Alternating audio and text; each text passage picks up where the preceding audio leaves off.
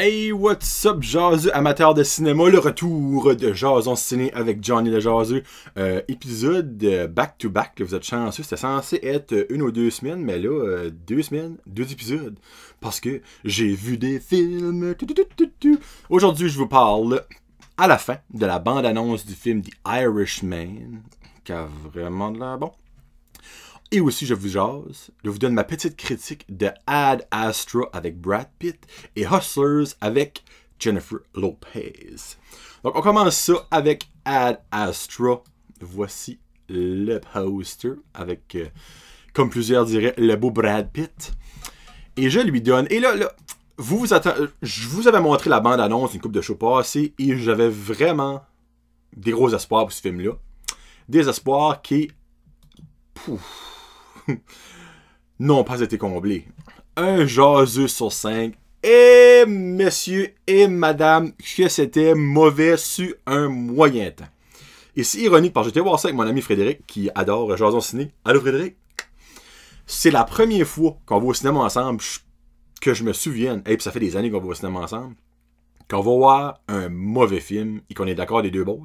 On est souvent en accord. Quand c'est bon, on trouve ça bon, puis quand c'est mauvais, on trouve ça mauvais. C'est la première fois que moi, je me souvienne. Frédéric, laisse-moi savoir si c'est ça que c'est.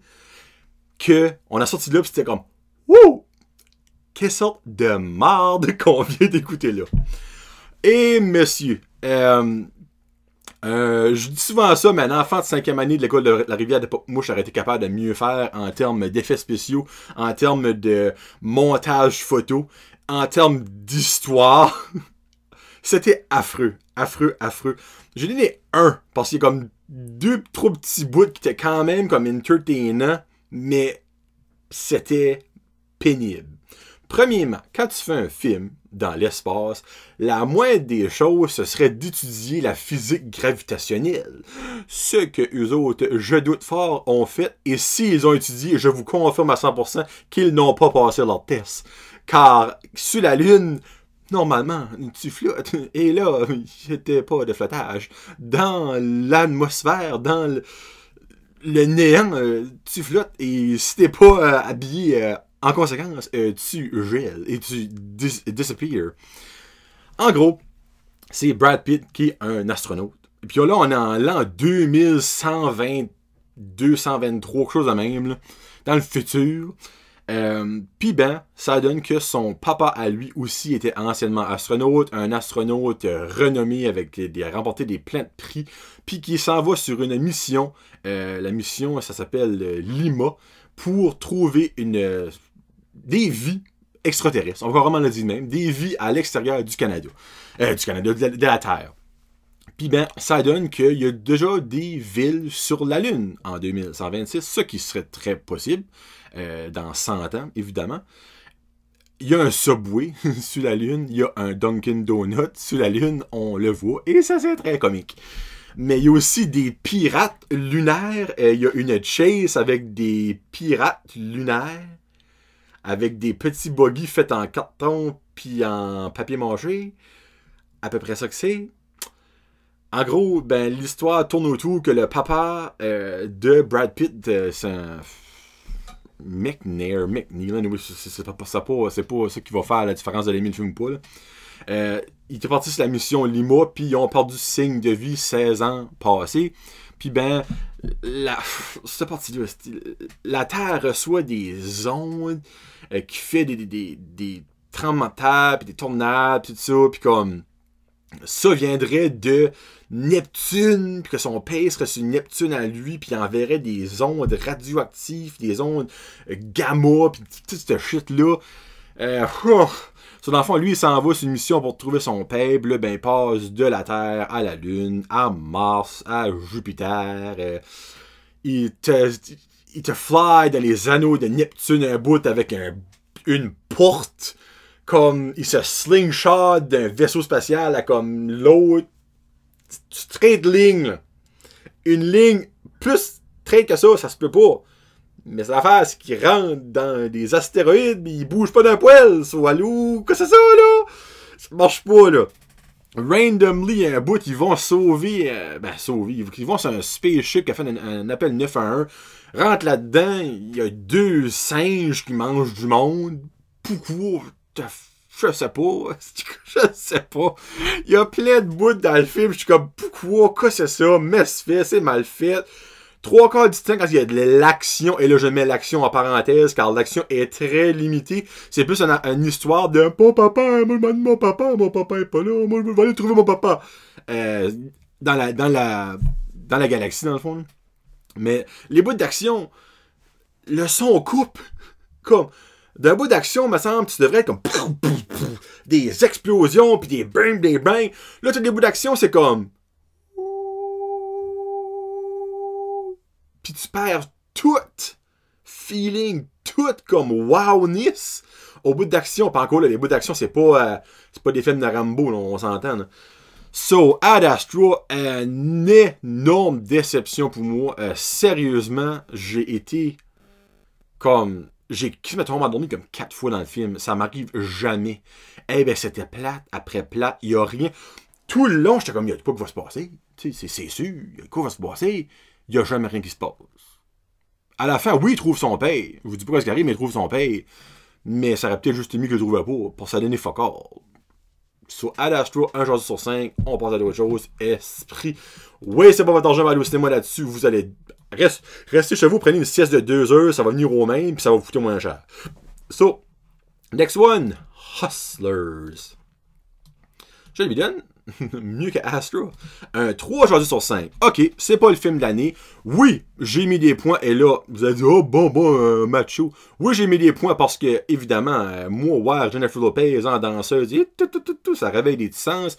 Et aussi, Lily Reinhardt qui joue dans Riverdale, et ça réveille des sens. Même Constance Wu, l'asiatique qui joue le personnage principal, elle aussi, il n'y a pas de d'avoir.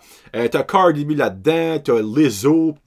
Là, j'en passe, il y a plein de belles femmes. C'est l'histoire, dans le fond, de Constance Wu, là, je me rappelle pas son nom dans le film. Elle est danseuse, puis elle, basically, elle veut survivre, puis donner de l'argent à sa grand-mère qui l'a élevée, en gros. Puis ben, Jennifer Lopez, qui est une hustler là-dedans, elle trouve une manière de fourrer le système avec les gars de Wall Street, les gars de la bourse. Puis ben, ils devenons riches, mais très illégalement.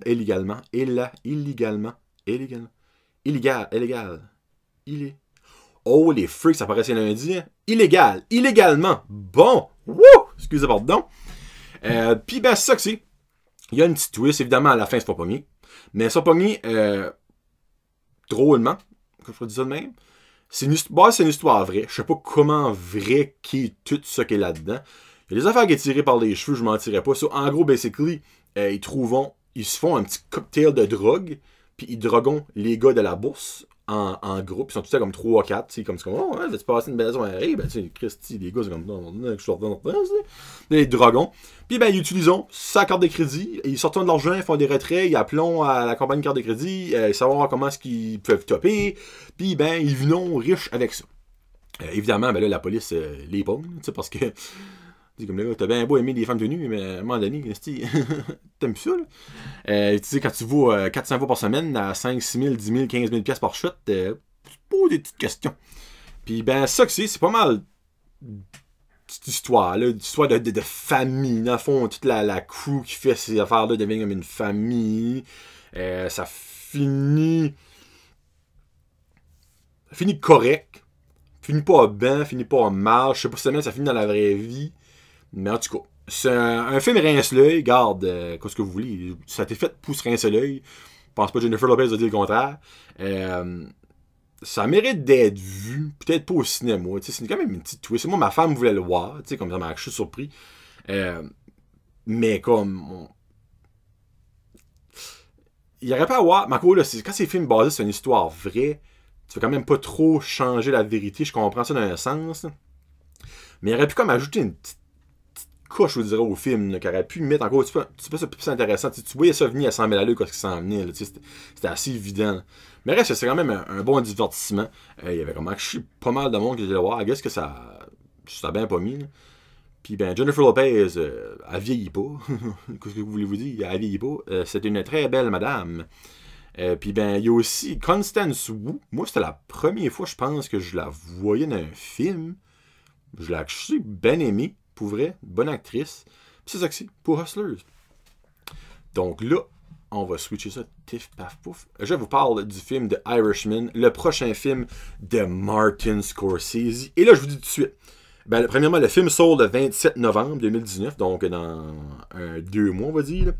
Le film sera, à moins que ça ajusté d'ici à ce temps-là, 3h30. C'est un film biographie, c'est une histoire vraie. Crime, drama, history. Dans le fond, c'est un mob hitman, un mob, c'est un tueur à gages, dans le fond, qui se rappelle, qui est appelé pour avoir kidnappé un des gros... comment est-ce qu'ils ont dit ça? C'est des gros... un des gros chefs du syndicat dans le temps de John F. Kennedy. En gros, ça dit Frank, the Irishman Sheeran, is a man with a lot of on his mind. Sorry, the former labor union high official and hitman learned to kill, serving in Italy during the Second World War. He now looks back on his life and the hits that define his mob career, maintaining connection with the Buffalino crime family. Buffalino, c'est une famille, vous avez compris. In particular, the part he claims to have played in the disappearance of his lifelong friend Jimmy Hoffa, the former president of the International Brotherhood of Teamsters, who mysteriously disappeared in the late July 1975 at the age of 62. C'est avec Robert De Niro, right là, ça risque d'être bon, Al Pacino, il y a aussi Anna Paquin dedans, il y a John Pesci, qui est un des méchants, le plus petit méchant dans Home Alone, je ne sais pas si vous vous souvenez de lui. Il y a aussi Jesse Plemons, il y a Bobby Cannavale, il y a un autre pareil, Ray Romano, il y a vraiment un maudit bon cast. Sérieusement, j'ai hâte de voir ça. Moi, là, ça a l'air d'être un film à la Godfather, tu sais, là, avec Al Pacino. Évidemment, n'importe quel film, Al Pacino dedans, ça a l'air d'être à la Godfather. Mais vraiment, The Irishman, j'attends ça avec impatience. Donc, c'est ça que c'est pour cette semaine de Jardin Ciné. Cette semaine, je vais aller voir Rambo The Last Blood et hopefully Joker. So, peut-être vous aurez un Jardin Ciné en 3 semaines. Je sais pas. Si je joue avec Rambo, ça sera dans 2 semaines. Si je joue Rambo et Joker, ça sera la semaine prochaine. Donc, passez une très belle semaine cinéma. Si vous voulez avoir des conseils, si vous voulez avoir des avis, gênez-vous pas, je suis là.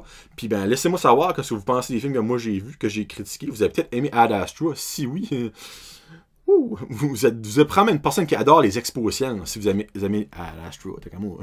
J'ai ça de même, pas pour vous influencer, là, mais c'est très primaire comme film. Donc, passez une très belle semaine.